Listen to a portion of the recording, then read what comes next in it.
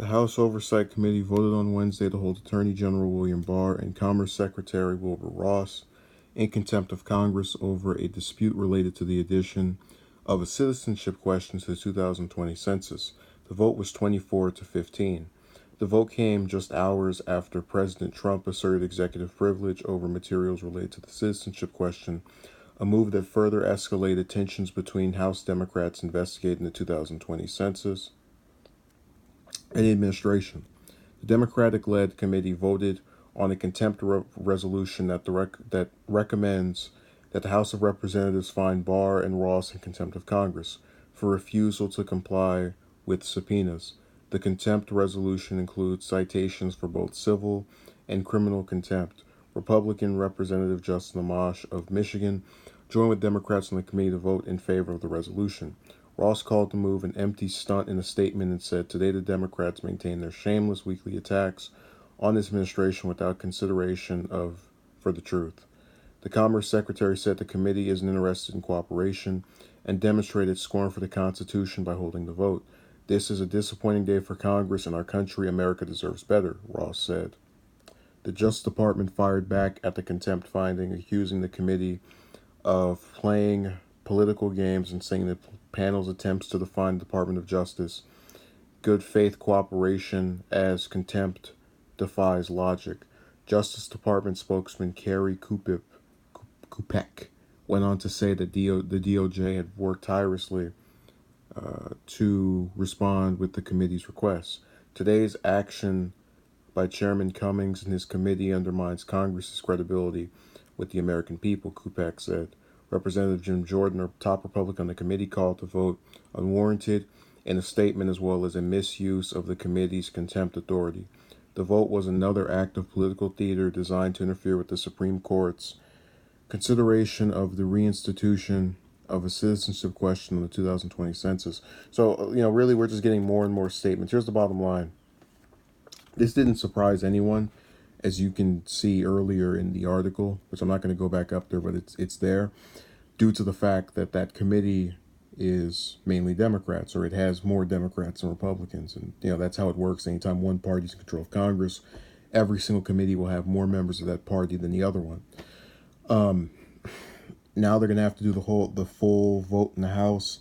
And, they can do that. They can get pissed. But I have to, and, I am not a fan of really anyone in Trump's cabinet, but I have to give Ross credit. He said the right thing.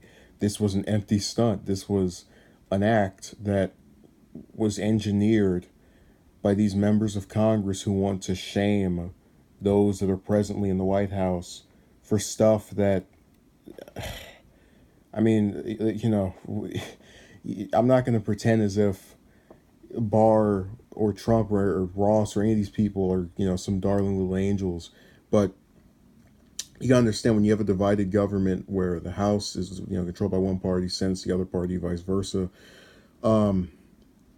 you can only go so far. So let's say that the whole House votes them in contempt.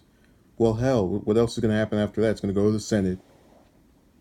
The Republicans are going to stick by their wonderful Attorney General and Commerce Secretary, and Trump is going to come out with some statements saying, "Oh, shame the Democrats." It's going to basically just be whatever was said by Jim Jordan and these other people.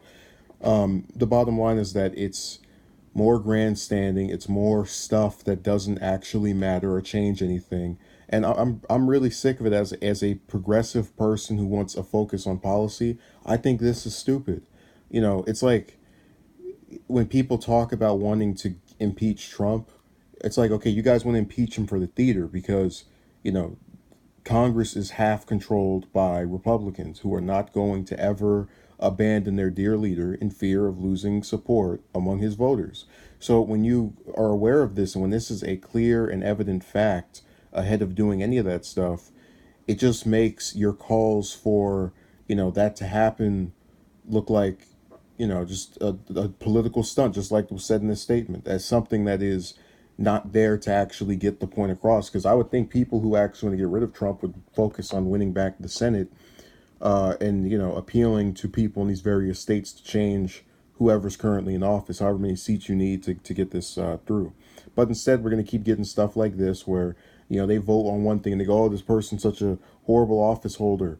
They should be removed immediately. It's like when all those Democrats were calling for Barr to resign. It's like, he's not going to go to do that. So what's the point? They did the same thing with Trump. It's just, I'm so sick and tired of being in this position where I have to I don't like any of these people, but I'm forced to defend them against like these stories. Like I don't understand the point of doing any of this.